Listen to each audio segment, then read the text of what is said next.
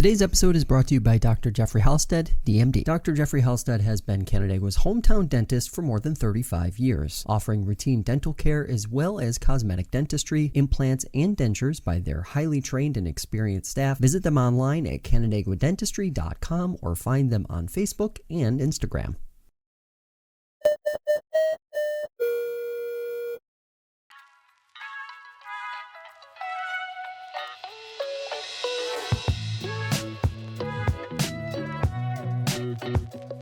So for fingerlakes1.com, and today I'm joined by Waterfront founder and reporter Peter Mantius. His most recent story, published on Waterfront and fingerlakes1.com, profiles growing concern around PFAS contamination in Seneca Lake's fish. Peter, thanks so much for being here. Before we get into the nitty-gritty of this story, could you just give us kind of an overview of what PFAS are and why it's important that people understand that? Sure. Okay. First of all, great to be here, Josh. Thanks for having me on. And I've written a couple of stories about this general issue, but first of all, PFAS is a class of more than 10,000 man-made chemicals that are in all sorts of everyday products, waterproof rain gear, stain-resistant sofas, non-stick frying pans, cosmetics, dental floss. It was developed more than 70 years ago by companies like 3M, who've made obviously a lot of money on this.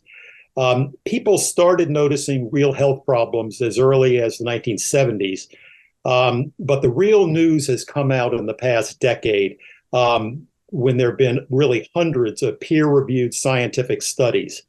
And what they're finding is there are really now clear links to kidney cancer and testicular cancer in men and breast cancer in women, along with a host of other bad effects on the liver, on the immune system, etc. So it's a real health hazard, and it's a hazard even in tiny parts, even in a few parts per trillion. And I mean, to put that in context, that if you look at it, think of the distance to the sun, it's 93 million miles. Well, 1 trillionth of that would be like 6 inches. So that's the scale of this, and just all it takes is a few parts per trillion for this to cause pretty serious health effects, is what these studies are showing. So that's why it's a problem. So the first real blow up in New York occurred in Hoosick Falls about 8 years ago, and what happened there was PFAS chemicals from a local plant turned up in the public water supply. And then they found out that the people had high levels of PFAS in their blood and that people were getting sick. So New York responded by cracking down on 2 of the most common chemicals in this giant class of chemicals. And now, today, state regulators are requiring public water systems to undertake these expensive cleanups if the tap water that they produce has more than 10 parts per trillion. So it can be expensive. And there are a lot of state grants and things like that to help public water systems, clean up their water. So it turns out that one of these 2 chemicals, called PFOS, is the one that accumulates most in freshwater fish. It's not just true in Seneca, it's true nationwide. For some reason, that one particular chemical compound, there's something about it that makes it bioaccumulate, or whatever it is. That's what turns up in fish. And it can turn up in fish at a much higher rate than the actual lake water. Lake water is not contaminated at anything like the level that these fish are, because there's something going on chemically that allows this to accumulate in the fish. So everywhere in the country, in lakes, rivers, and streams, but particularly in places where there's been some sort of PFAS discharge from an industry, a landfill, a wastewater treatment plant, that's where you're going to have problems with the fish. Now, my story yesterday focused on tests of fish from Seneca Lake. It was conducted by scientists and students at SUNY-ESF in Syracuse. They got their samples from anglers who were competing in last year's National Trout Derby. that the Derby is based in Geneva. There's going to be another one in this Memorial Day weekend. Yep. But the way the Derby works, although it's based in Geneva, you can catch anywhere on the lake, Right. and then the winners are the ones with the heaviest fish, biggest fish. Tie goes well. It's really about weight, but ties go to the length of the fish. So what else? So the anglers who were competing in the Derby, they donated their samples to the SUNY-ESF team for testing. So the team tested lake trout, brown trout, rainbow trout, and landlocked salmon, four different fish. And it turns out that the lake trout were by far the most contaminated, hands down, in each category for a different PFAS. But now listen to this. The average lake trout that they tested has PFAS, the individual chemical, not the class, PFOS. It has an average of 11,800 parts per trillion. That's more than 1,000 times the concentration that sets off alarm in New York tap water. So if you eat that fish, you are definitely taking your chances. Now, one final thing, and that is there's a bill pending in the state legislature now that's sponsored by Senator Rachel May that would require industries and landfills and sewer plants and others that discharge into the state's waters to test those discharges for PFAS, because that's the root of the problem. The bill is really important, and it will be very interesting to see whether Governor Hochul gets behind it or tries to torpedo it quietly. We'll see. She may be great, but it's a very important bill. If people care about what's going on with the fish. Yeah. So we were talking before we came on here just about the kind of the scope of this problem. And obviously, this isn't exclusive to one body of water or just here in the Finger Lakes, but looking across the Finger Lakes, this seems like a problem that could potentially be present in virtually every lake across the region. What are you seeing through your reporting that either makes you optimistic that it is not or pessimistic that potentially it is, and this is a much larger problem than people realize? Well, the DEC has not, the Department of Environmental Conservation has not done extensive testing of the Finger Lakes yet. Now, I understand that they're going to be doing more this summer, and apparently they're going to look at all 11 lakes, well, all except Canandaigua and Skaneateles. They're not going to do those two for some reason. What they've already done, they did some tests several years ago of Seneca, Canadice, and Otsego, and it turns out that Seneca was by far the worst of those three. And the suspicion is that it has to do with the Seneca Army Depot, because that is a true PFAS hotspot that's been established. They used a lot of firefighting foam there, and the Department of Defense completely admits that it's a PFAS hotspot. It's not that far from the lake, and Reeder Creek basically drains the Seneca Army Depot, and it goes right into Seneca. So there's a lot of it's something that needs to be researched. I don't know for a fact that that's the cause, but that's a very likely suspect. So what I'm saying is that Seneca, its fish are far more contaminated based on the DEC tests than the other two lakes. Right. They had contamination too. I mean, worrisome levels of contamination, but not at the level that Seneca has it. And I have done public records requests for the other data that the DEC has, and they have said, we have it, but you can't see it because it's not ready for you yet. I don't know what that means. I guess it means that, it definitely means they don't want to give it. I did a very specific request. You have data that you did for Cayuga Lake, for example. You have data on PFAS in the fish there. But they say it's not fully analyzed. It's been 4 years. I mean, Anyway, I'll drop there.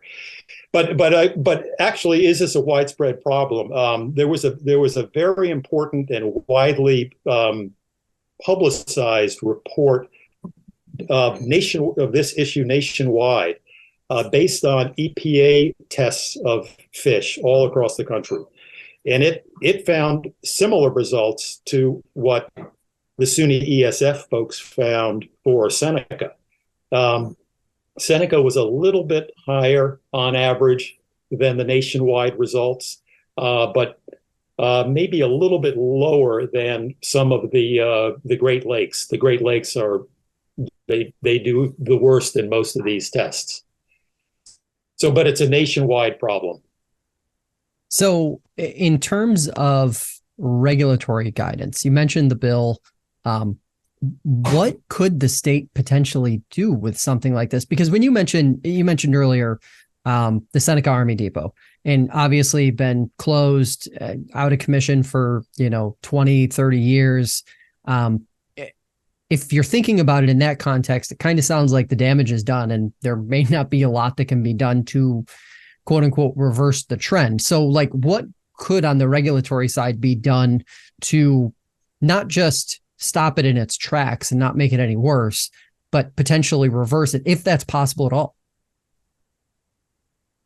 It's very tricky. In doing this story, I talked to a former very high level EPA administrator, and she said basically the goal of the 1972 Clean Water Act was to make our streams and lakes fishable and drinkable. And her op-ed just few weeks ago said that is now unattainable because we have put so much of this PFAS in the nation's waterways. So it's very pessimistic. But she's saying, so what we have to do is we have to at least stop the bleeding, do some kind of regulation of these discharges. That's what this bill that's pending in the state legislature would begin to do. So she's saying at least you have to start doing that. Now, reversing it, I mean, I don't know how to answer that question. I just don't have any information on that. But the same EPA former administrator, was saying that the other thing we need to do is at least clue people in to the dangers that they're exposing themselves to. In the meantime, we try to slow down the problem, but meanwhile, at least clue people in. Yeah. There are people out there who are innocently fishing and eating their fish, and they don't even know that it's bad. Their doctors may be telling them that it's fine. Because this is something that the knowledge is emerging. It's many people are behind the curve on how dangerous it is. I was going to say, what should that message be to anglers in the Finger Lakes? I mean, I'm sure you've heard from some folks in that space who, maybe just because of their own paying attention to what's going on, just have stopped consuming the fish altogether. But should the message from the state and DEC be, don't eat fish you catch out of Seneca Lake or similar lakes? Well, I think that the Department of Health is edging in the right direction by saying, don't just go out there and eat, 5 meals of fish a week. They actually say, hey, if we don't tell you, without any advisory at all, don't eat more than 4 a month. So that's, so they're edging in the right direction. And then they say if it gets to be bad, then only eat 1 a month. So at least you're cutting down on the damage.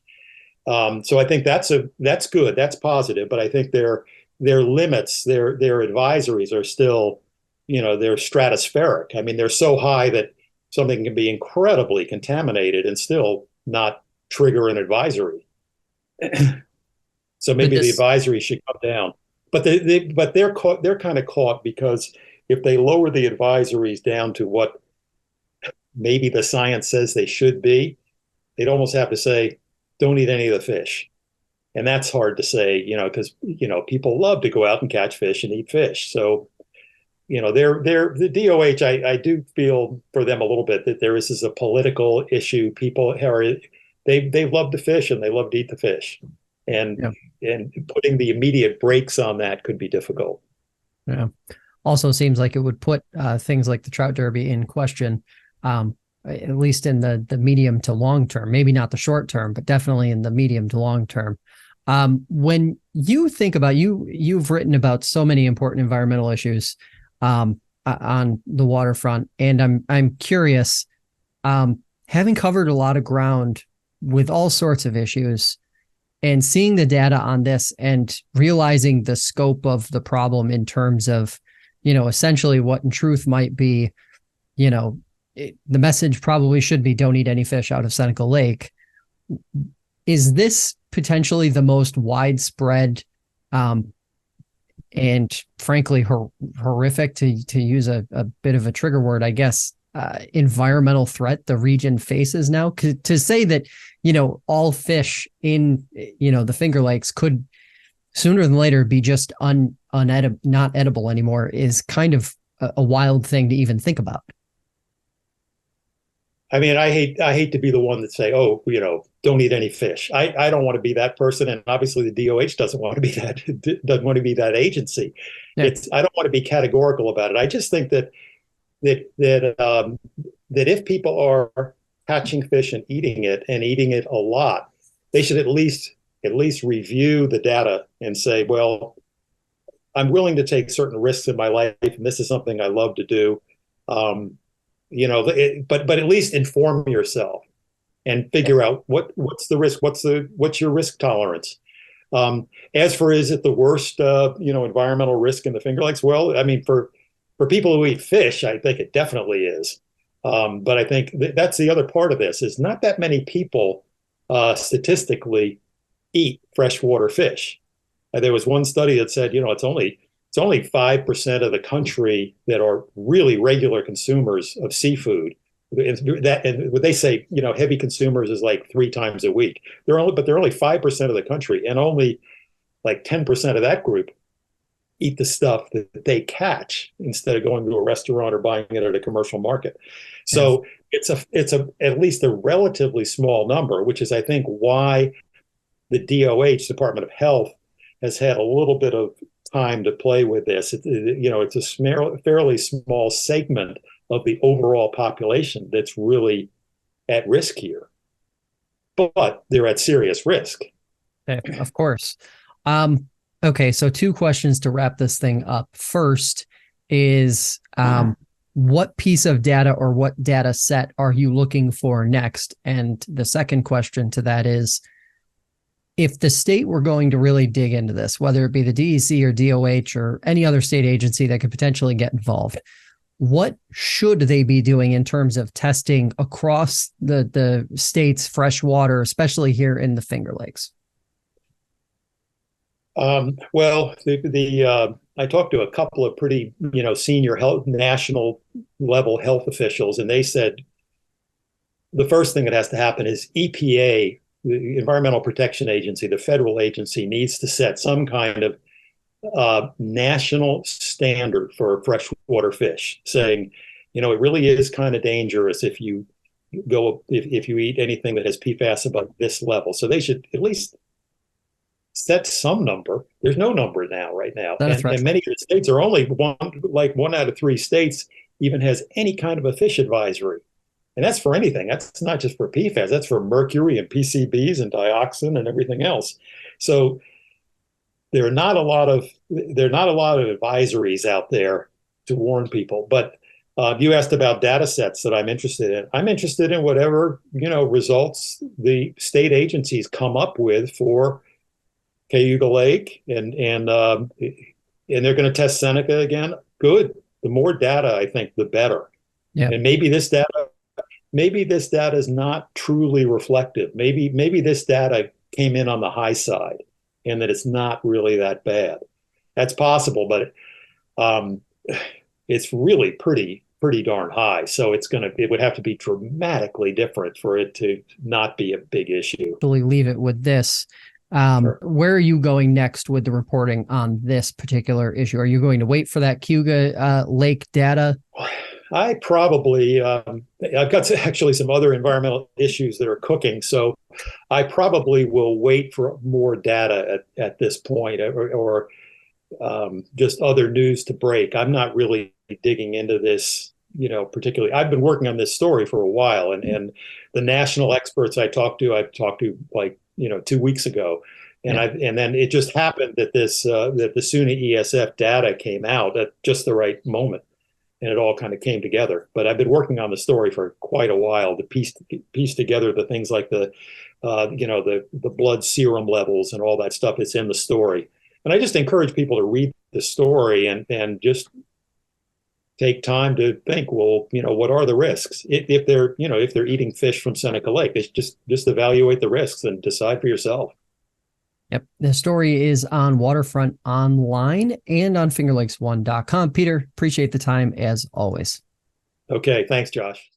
That'll do it for this edition of Finger Lakes Today. If you'd like to see more conversations like this one, check out the show on your favorite podcast platform or subscribe to the fingerlakes1.com YouTube channel. Have a great day, and we'll see you next time.